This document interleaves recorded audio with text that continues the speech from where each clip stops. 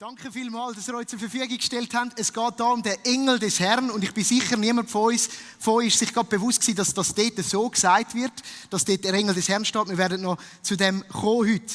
Aber was das Spiel uns zeigt, ist, dass wir in einer spannenden Serie sind. Wir versuchen, über Unfassbares zu reden, wo eben noch schwierig ist, dann so fassbar oder zeichnbar oder festzuhalten ist. Und bei dem Spiel kommt das auch so gut raus. Das ist eine Übersetzungsarbeit, die gemacht werden muss. Und das gefällt mir. Und in den letzten 2 Wochen sind wir eingetaucht mit dem Reto Lussi und mit dem Johannes Wirth in diese Serie Unfassbar.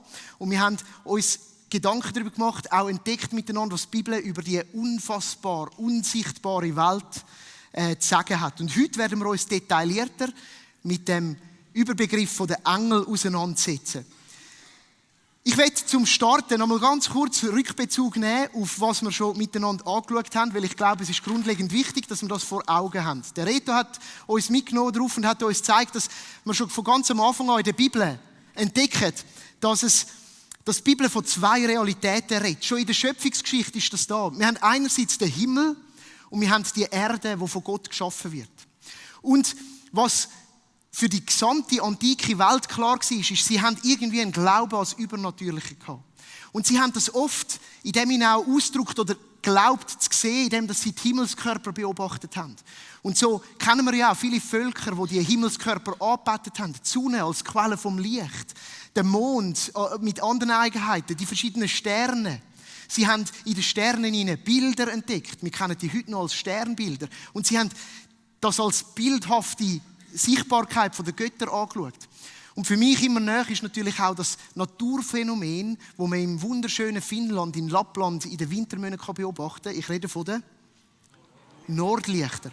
Und ich sage euch, wenn man das erlebt und sieht, ja, es hat etwas Übernatürliches. Und so haben die alten Samen schon gesagt, das sind Götter, die miteinander spielen, wenn die Lichter hin und her gehen. Und dass wir uns das vorstellen und verstehen. Irgendwie haben wir ja auch noch einen Bezug zu dem. Wenn wir so in den Himmel raus schauen, dann macht das etwas mit uns. Und das ist das Bild von der Antike, dass sie gesagt haben, da gibt es eine unsichtbare Realität, die wir nicht greifen können, aber vielleicht zeigt die sich im Himmel.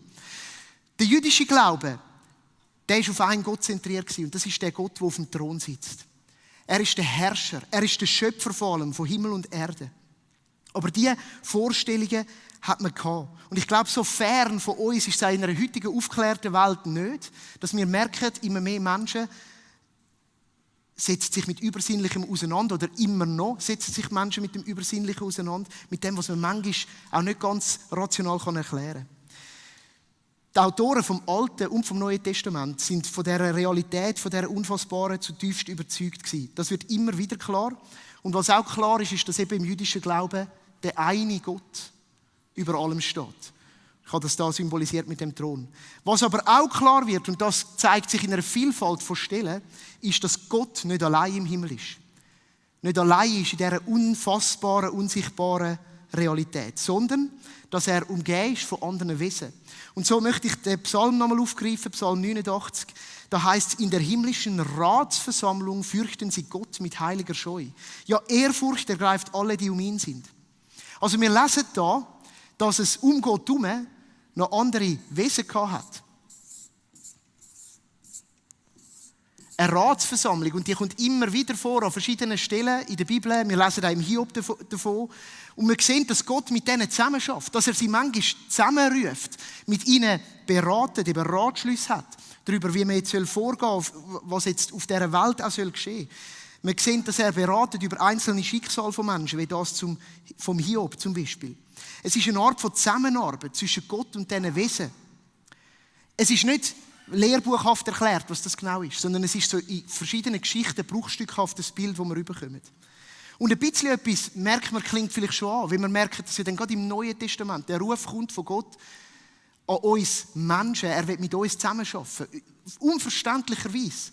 Und so ein Abbild von dem scheint es auch in dieser unsichtbaren Realität zu geben.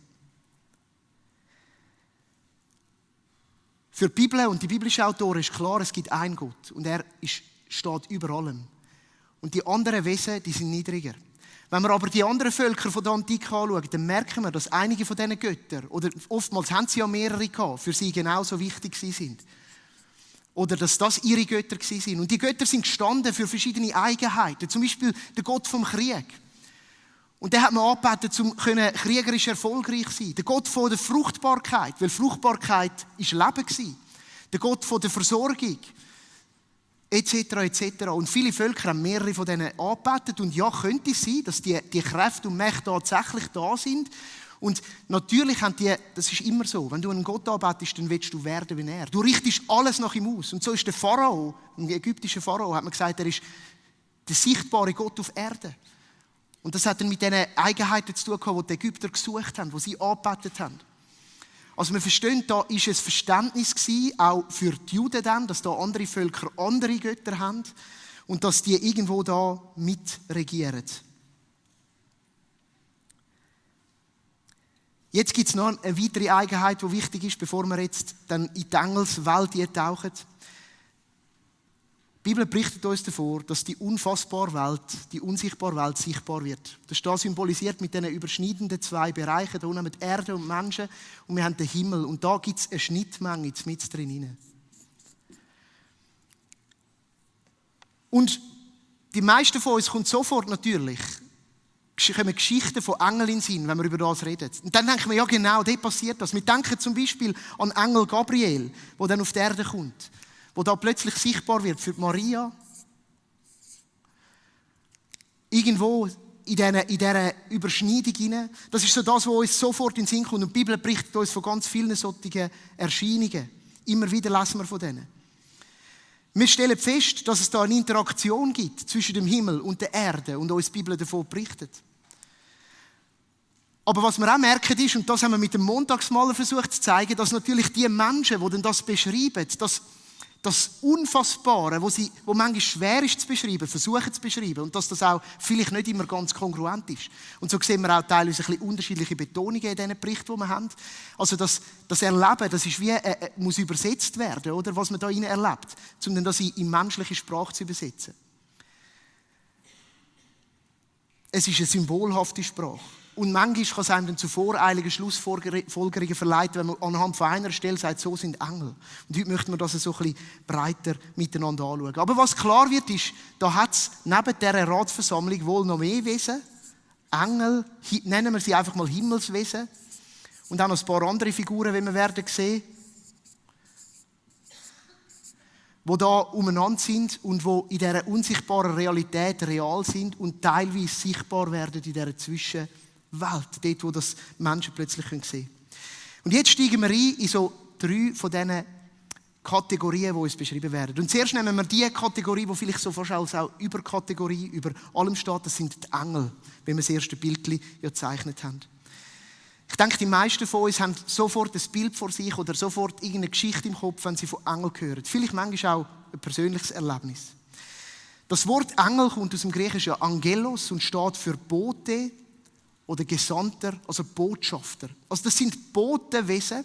Sie arbeiten immer in einem Auftrag von jemandem. Kleiner interessanter Fakt, es wird nie erwähnt, dass sie Flügel haben. Darum haben sie da auch keine Flügel. Aber wir würden sofort mit Flügeln malen. Viel eher erscheinen sie schon fast menschenhaft. Manchmal heisst es, helles Licht hat sie umstrahlt. Und im Laufe der Geschichte ist es so ein bisschen zum Volksglauben geworden, dass man sie als Wesen mit Flügeln sieht. Um welche Autoritätsstufe es sich handelt, wenn die Engel da erscheinen, das wissen wir ehrlich gesagt nicht. Und ich habe mich auch gefragt, in dieser Vorbereitung, es gibt Engel, die werden nicht namentlich erwähnt, es gibt aber prominente Engel, wie zum Beispiel der Gabriel und der Michael, ob das manchmal sogar sich um so Wesen aus dieser Ratsversammlung handelt, das kann durchaus sein. Das wird uns nicht genauer gesagt. Und es gibt da Lehren darüber, über ganze Engelshierarchien.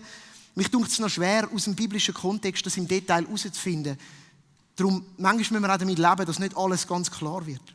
Aber es sind Himmelswesen, die sichtbar werden. Und die Bibel berichtet uns, was sie für Eigenheiten haben und was wir sicher sagen können. Und auf das möchte ich euch hier mitnehmen. Erstens und wichtigster Unterschied ist, sie sind immer niedriger als Christus. Das wird ganz klar durch die Stellen der Bibel, besonders der Hebräerbrief betont das.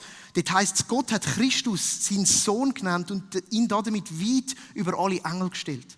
Also wir reden da nicht von irgendetwas Gott Ähnlichem oder mit der Eigenheit von Gott, wie Christus das ist, sondern es ist eine andere Stufe. Was auch berichtet wird, ist, dass sie, wenn sie so in diesen Bildern, wo die Menschen versuchen zu beschreiben, wo sie sind, dann sind sie nie auf dem Thron. Sie sind nie auf dem Thron. Sie sind immer neben dem Thron, vor dem Thron, unter dem Thron. Sie haben den Botenauftrag, das ist ganz klar. Sie sind da, zum Nachrichten von Gott überzubringen an die Menschen. Und wir lesen von dem immer wieder. Wir lesen von dem in der Geburtsgeschichte von Jesus mehrfach. Bei den Hirten, bei der Maria, beim Zacharias erscheinen Engel. Sie sind da zum Hilfe leisten. Wir sehen das immer wieder, dass sie unterstützende Hilfe für die Menschen geben. Einerseits in der Apostelgeschichte, eine verrückte Geschichte, wo wir lesen, die Apostel sind gefangen gewesen und ein Engel hat sie befreit. Also ein Befreiungsdienst. Wir lesen in den Evangelien, dass sie da sind, um Menschen zu beschützen, Schutzdienst, und insbesondere wird erwähnt, dass sie wachen über den Schwachen. Und ich denke, in dem Sinn dürfen wir sagen, dass wir unbedingt auch für Schutz und Bewahrung durch himmlische Wesen und Macht beten, die im Auftrag Gottes uns Schutz geben. Also das Bild, wo man auch sagt, Kinder sind bewahrt und man hat einen Schutzengel. Ich würde sagen, das kann man theologisch sogar ergründen, dass Gott schafft so. Sie sind da für Gerichtsdienst. In der Apostelgeschichte 12 lesen wir, dass ein Engel beauftragt war, den Herodes mit einer Kranke zu schlagen, im Auftrag von Gott. Und sie verherrlichen Gott. Der Name Michael steht für Wer ist wie Gott? Und der Name Gabriel steht für Gott ist meine Kraft. Also es geht immer alles richtig Gott.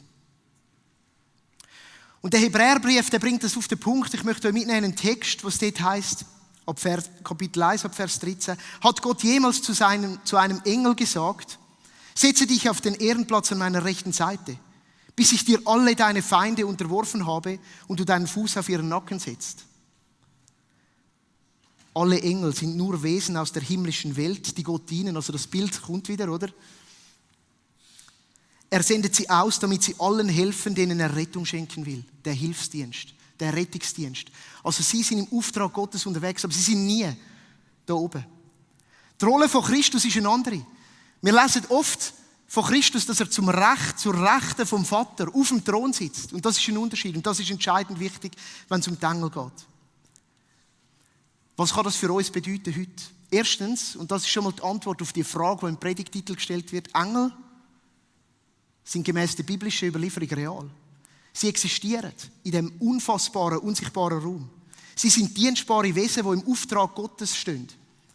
Und sie dienen Gottes Bodentruppe, den Menschen, den Kirchen, der Gemeinschaft der Gläubigen, insbesondere den Schwachen, den Kindern, und sie verherrlichen Gott in dem und sie weisen auf ihn hin. Sie sind nie das Zentrum der Anbetung. Und ich glaube, das darf uns auch aufmerksam machen. Es gibt viele so Seitenäste von christlicher Spiritualität, die in der Engelsverehrung landen. Die Position gibt die Bibel ihnen nicht. Die Position haben sie nicht in dem himmlischen Ratschluss. Ich glaube, da kommen wir auf Abwägen und in eine Nähe von einem Götzendienst. Von einer Anbetung von Falschem. So viel mal zu den Engeln. Wir kommen zum zweiten Wesen. Der Dani hat uns das aufgezeichnet. Das ist die Erscheinung der Cheruben, der Cherubim. Das ist schon schwieriger für uns, um ein Bild davon zu haben. Was sind die genau? Das erste Mal erscheinen sie uns im Garten Eden. Und zwar nachdem Adam und Eva das Paradies, also die himmlische Realität auf Erde, der heilige Raum Gottes, dort, wo Gott unter den Menschen gelebt hat, haben müssen verlassen, entdecken wir, dass sie als Wächter an den Garten gestellt werden. So kam es also, dass die Menschen aus dem Garten vertrieben wurden. An dessen Ostseite stellte Gott Cheruben mit flammenden Schwertern auf. Sie sollten den Weg zu dem Baum bewachen, dessen Frucht das Leben schenkt. Ich zeichne da ein Cherubim ein und ich mache ihn bewusst ein bisschen anders als die Engel.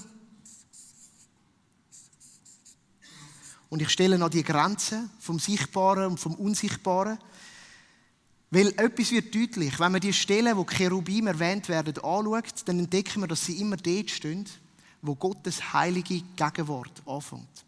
Also sie sind dort Menschen teilweise auch sichtbar erschienen, in Visionen, in Bildern. Und es ist das erste Mal genannt am Garten Eden zum Schutz. Menschen, ihr könnt nicht mehr da rein, weil da ist heilig. Das könnt ihr nicht als sündhafte Wesen. Und sie haben dort bewacht. Wir entdecken es aber später auch, und der Dani hat das versucht zu zeichnen, genau an dem Ort, wo eben die Heiligkeit Gottes dann unter das Volk ist gewonnen, nämlich über den Bundesladen, haben wir ein Bild dabei, wo wir so zwei, das ist eine Darstellung von diesen Cherubim sehen. Und es heisst, dass über denen die Gegenwart Gottes thront hat. Also sie sind der Marker für die Gegenwart Gottes. Weil man Gott nicht sieht. Sie stehen dem bewachend, aber auch das Heilige definierend. Und ja, das Volk hat nicht ins Allerheiligste, wo die Bundeslade war. Sie haben gar nicht dort hin können. Und so sehen wir auch, dass das Volk beauftragt war, am Zelt der Begegnung, also an der Stiftshütte, so Cheruben aufzusticken auf die Tücher, die das Allerheiligste vom normal Profanen abgetrennt hat, oder vom Vorhof zuerst mal noch. Und wir sehen später auch im Tempel, wo dann ja physisch gebaut worden ist, dass die Cheruben auch Teil davon sind, sichtbar gemacht. Da fängt die Heiligkeit Gottes an. Wie kommt man darauf, dass man überhaupt ein Bild von denen machen kann? Es gibt ein paar so Visionen, wo eben Propheten, einerseits der Hesekiel, später aber auch der Johannes in der Offenbarung, so Wesen beschreibt, und man geht davon aus, weil der Hesekiel später auch erwähnt, dass das Cheruben waren, dass das so Cherubenwesen sind. Und das ist crazy, der Anblick von denen. Und das ist dort, wo wir auch die Flügel herbekommen. Ich will nur kurz auf eine Stelle eingehen. Es heisst da, der Hesekiel, der hatte so eine Vision gehabt, wo wir heute würden sagen, du hast möglicherweise zu viel grünes Zeug geraucht, dass du das siehst. Und es ist also eine Erscheinung, wo ich denke, jeder Science-Fiction ist ein Dreck dagegen. Das heisst, er hat 4 lebendige Wesen gesehen. Sie haben wie Menschen ausgesehen, haben aber 4 Gesichter gehabt und 4 Flügel. Sie haben Beine gehabt von einem Menschen, aber die Haufe von einem Stier. Also so hybride Kreaturen. Und sie haben die alle richtig sich gleichzeitig können bewegen und sie haben die alle Richtigen geschaut. Und was Cheruben machen, ist, sie versuchen irgendwie zu zeigen, wie übermächtig Gott ist. Allgegenwärtig, überall hin sichtbar. In der Offenbarung wird das Bild ein bisschen anders beschrieben, aber es hat ähnliche Elemente. Das heisst, sie haben 1000 Augen gehabt in ihren Flügeln. Also Gott sieht alles, Gott ist überall, Gott kann in alle Richtungen gehen. Und wir sehen widerspiegelt drin verschiedene Aspekte der Schöpfung. Tiere, Menschen. Und auch das als ein Zeichen, Gott steht über allem. Was bedeutet das für uns? Ich glaube, Cheruben sind auch heute noch für uns da, um uns zu zeigen, wie imposant Gott ist, wie gross seine Heiligkeit, wie gross seine Allmacht, sein Allwissen, seine Allgegenwart. Sie drücken aus, dass der Herr über der ganzen Schöpfung steht. Und sie zeigen auch, dass unser menschliches Denken wohl nicht ausreicht, nicht lange, um Gott zu erfassen, geschweige denn zu beschreiben. Heute ist ein bisschen Schulstunde, aber es ist wichtig, das ist die Grundlage von unserem Glauben, gell? Ich möchte noch eine 3. Kategorie anschauen, wo uns berichtet wird. Und zwar ist das der sogenannte Engel des Herrn. Und ich war selber erstaunt beim Vorbereiten, als ich entdeckt habe, dass in dieser Geschichte am Feuerbusch, und das sollte ich das hier demonstrieren, eine Feuerflamme vor dem Engel, in dieser Geschichte am Feuerbusch heisst es, dass Mose der Engel des Herrn in einer Flamme aus einem Dornbusch schlug. Das sind wir uns alle nicht so bewusst gewesen. Wir denken, Gott war es. Wir denken, der Feuerbusch war es. Im Feuerbusch war Gott. Und irgendwie, ja, es überschneidet sich, gell? Der Engel des Herrn kommt oftmals im Alten Testament vor, später auch noch im Neuen. Und es ist ein Bote, ein Engel mit einem bestimmten Auftrag. Und es scheint oft so, dass er, und gerade in dieser Geschichte von Mose, dass er hinter seinen Auftrag so fest zurücktritt, dass man am Ende nur noch Gott sieht. Eigentlich Auftrag erfüllt. Er wird gar nicht wahrgenommen. Er ist so verwoben mit Gott selber, dass man schon fast mit Gott identifiziert. Man hat den Eindruck, Gott selber zeige sich in sichtbarer Gestalt. Ich will es nochmal lesen, 2. Mose 3, Vers 4. Dort erschien ihm der Engel des Herrn in einer Flamme, die aus einem Dornbusch schlug. Als Mose genauer hinsah, bemerkte er, dass der Busch zwar in Flammen stand, aber nicht niederbrannte. Ich habe das wirklich immer überlesen, muss ich auch ehrlich zugeben. Vielleicht du auch. Und wenn wir jetzt uns überlegen, was an dem Moment von der Geschichte von Gott und seinem Volk und in dem Moment von seinem erwählten Mose passiert, ist das sehr interessant.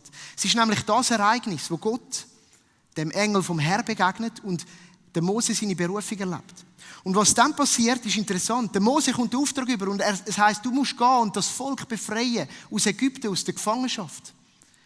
Und der Mose hat ein kleines Problem damit, das wissen wir alle. Er findet sich nicht genug fähig und er sagt, ich kann das nicht. Und es gibt dann das Zwiegespräch und der Mose steht barfuß dort, weil er auf heiligem Boden steht. Also Gegenwart Gottes scheint da zu sein. Und dann sagt er zu Gott, aber was soll ich sagen, wer mich geschickt hat? Und mir ist es wie Schuppen von den Augen gefallen. Die antiken Völker, die haben eine Vielzahl von Gottheiten gehabt. Was soll ich sagen, wer mich geschickt hat? Was soll ich dem Pharao sagen? Der glaubt an andere Götter. Was soll ich sagen? Und dann sagt Gott, stellt sich vor als Gott Jahwe. Das heißt, ich bin, der ich bin. Es ist entscheidend gewesen. Es ist entscheidend gewesen, dass der Mose gewusst hat, wer der Gott ist. Der Herrscher über Himmel und Erde. Dass er zum Pharao gehen und sagen, es ist im Sinne von nicht deine Götter. Es ist ein anderer Gott. Und es ist der Moment, wo der Gott sich vorstellt, dass ich bin, der ich bin. Der Engel vom Herrn, der erscheint dann im Verlauf des Alten Testaments immer wieder. Und er steht für die sichtbare Präsenz Gottes. Und ich denke, er ist notwendig, weil man Gott eben nicht in menschlichen Schemen denken kann. Weil er nicht in menschlichen Schemen erfasst werden kann. Also hat Gott selber so eine Form ergriffen, um sich den Menschen zu zeigen und mit ihnen ins Gespräch zu kommen. Machen wir eine Zeitreise ins Neue Testament. Spannenderweise gibt es keine Nennung von dem Engel in der Wirkungsgeschichte von Jesus. Ich würde behaupten, das Neue Testament berichtet uns in einer erstaunlichen Art und Weise, wie der unfassbare Gott fassbar wird in der Person von Jesus. Und wenn wir das Evangelium von Johannes genau durchlesen, dann entdecken wir, dass Jesus sich den Menschen vorstellt. Und zwar als das große Ich Bin. Er sagt ihnen, ich bin das Brot des Lebens. Ich bin das Licht der Welt. Ich bin die Tür zum Leben. Ich bin der gute Hirte. Ich bin die Auferstehung und das Leben. Ich bin der Weg, die Wahrheit und das Leben. Ich bin der Weinstock.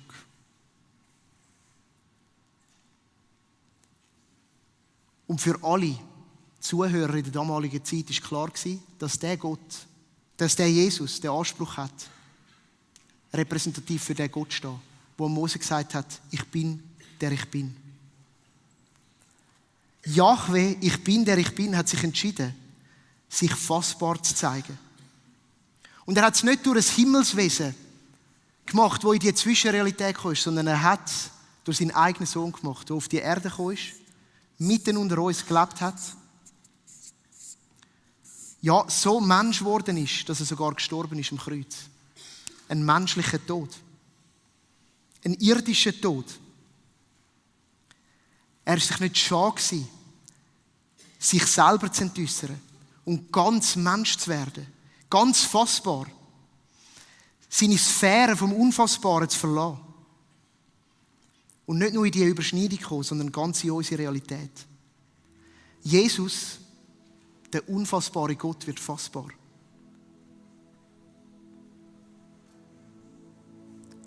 Spannend für mich war, zu entdecken, dass der Engel des Herrn das erste Mal wieder erwähnt wird im Matthäus-Evangelium. Und zwar, was heisst, der Engel des Herrn hat den Stein vor dem Grab weggeschoben.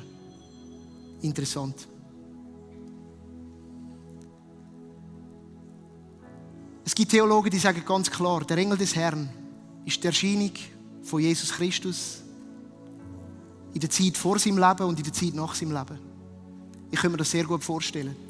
Weil Jesus ist vor allem gewesen, das berichtet uns der Johannes auch. Er ist am Anfang mit dabei gewesen bei der Schöpfung. Und er überdauert alles. Und was ich ganz wichtig finde, ist, dass über diesen 3 Sündigen eins steht. Jesus ist über allem. Jesus ist die grösste Gottesoffenbarung. Und ich glaube, es ist wichtig, über Engel zu reden, aber die Engel allein, die lange nicht. Jesus ist Gott, der Mensch geworden ist. Er ist der, der sich den Menschen zeigt. Er ist der einen fassbaren Blick in die unfassbare Welt gibt.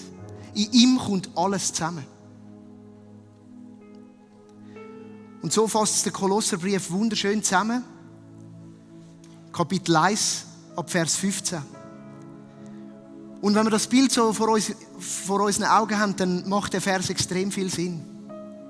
Der Sohn ist das Ebenbild des unsichtbaren Gottes. Der Erstgeborene, der über der gesamten Schöpfung steht. Er ist da gewesen, schon bei der Schöpfung. Denn durch ihn wurde alles erschaffen, was im Himmel und auf der Erde ist. Das Sichtbare und das Unsichtbare. Könige und Herrscher. Das sind die da unten. Putins, Bidens, Gassissen, etc. etc. Mächte und Gewalten sind die da oben. Das ganze Universum wurde durch ihn geschaffen und hat in ihm sein Ziel. Da sind wir da oben. Er war vor allem anderen da und alles besteht durch ihn. Und er ist das Haupt der Gemeinde. Und jetzt sind wir ganz bei uns. Wir sind gemeint. Das Haupt seines Leibes, also sprich du und ich, wir sind da unten, der grosse Lieb von Christus, ganz viele von uns. Ja, genau, ganz viel. So viel mehr als vor dem Stadthaus sind heute Nacht.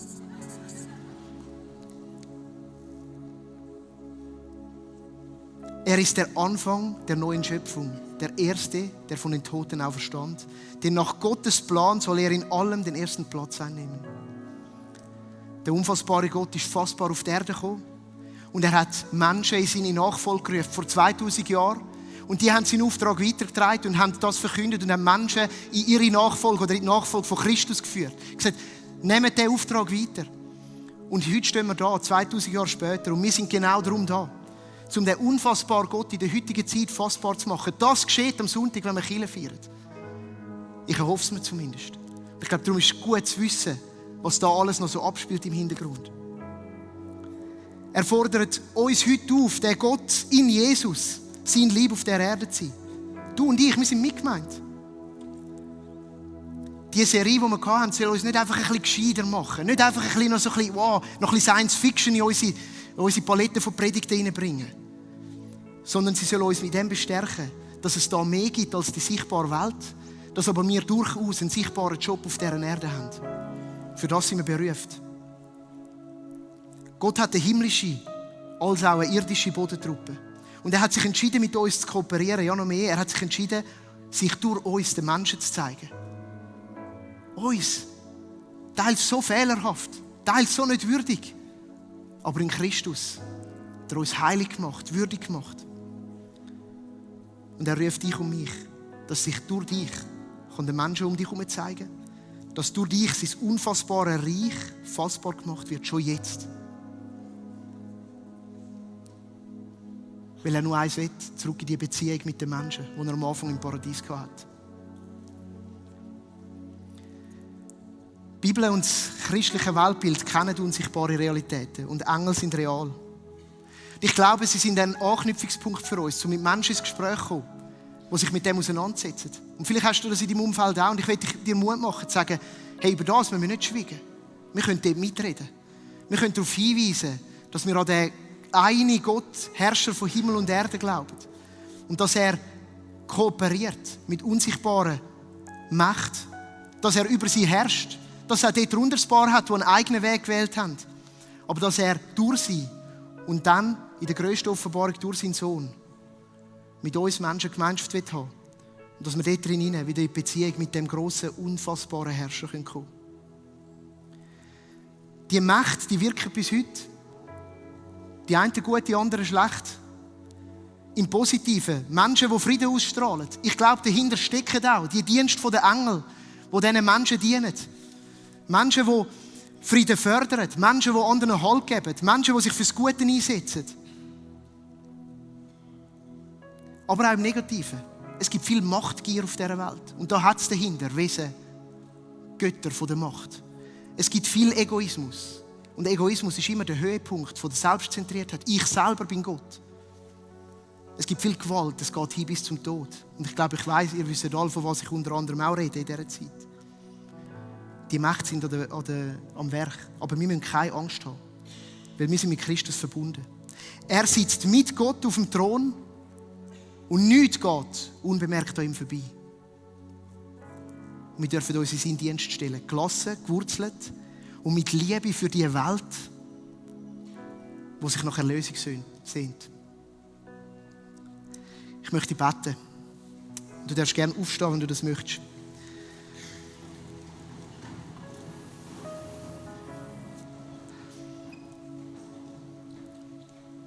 Unfassbarer Gott, Schöpfer von Himmel und Erde. Wir kommen da vor dich am Sonntagmorgen, in dem Moment, wo wir uns als deine Bodentruppe zusammenfinden. Und wir sind uns auch bewusst, dass auch Worte von einer Predigt dich nicht können total fassbar machen. Aber wir sind voller Dank, dass du dich offenbart hast, fassbar und leibhaftig in Jesus Christus. Und ich bitte dich darum um Zurüstung und um Ausrüstung von uns als deine Kirche. Gib uns bodenhaftig auf dieser Erde, dass wir nicht abgespaced irgendwo im Zwischenraum fungieren, sondern dort, wo du uns willst. Mitten im Alltag, von den Menschen an unserer Seite, von der Gesellschaft, wo du uns reingestellt hast. Und Jesus, bist du uns nahe. Offenbar du dich uns immer wieder. Offenbar du dich uns durch dein Wort. Offenbar du dich uns im Gebet. Offenbar du dich uns aber auch untereinander. Da, wenn wir einander begegnen. Wir wollen uns bewusst werden, dass wir dein Lieb sind. Dass wir immer dich repräsentieren. Und ich bitte dich für uns als Kirche, dass du uns zurüstest, dass wir deine guten Repräsentanten sind auf dieser Erde. Dann als Zweites möchte ich für Menschen hier beten, die da sind und sagen, der Jesus Christus, der liebhafte gewordene Gott, von dem habe ich schon viel gehört, aber ich kenne den nicht persönlich. Jesus, ich bete, dass du heute Menschen begegnest, auch gerade, weil sie da in deiner Kirche sind. Dass du das, was wir da machen, was wir von dir verkünden, du ihnen begegnest. Und wenn du jetzt in dem Moment an Herzen klopfst, dann bete ich, dass die Herzen aufgehen können. Dass Leute sich dir hinwenden, Männer und Frauen, die vielleicht das erste Mal da sind heute, vielleicht aber auch schon ein paar Mal gekommen sind, vielleicht sich schon länger mit dir befassen. Jesus, klopf an die Türen. Mach sie auf. Zeig du dich als der liebgewordene Gott, Herrscher von Himmel und Erde, der sich noch nichts mehr sehnt, als die Beziehung mit den Menschen zu haben. Heiliger Geist, ich danke dir, dass du dein Werk tust unter uns, dort, wo wir als glaubende Gemeinschaft zusammenkommen. Amen.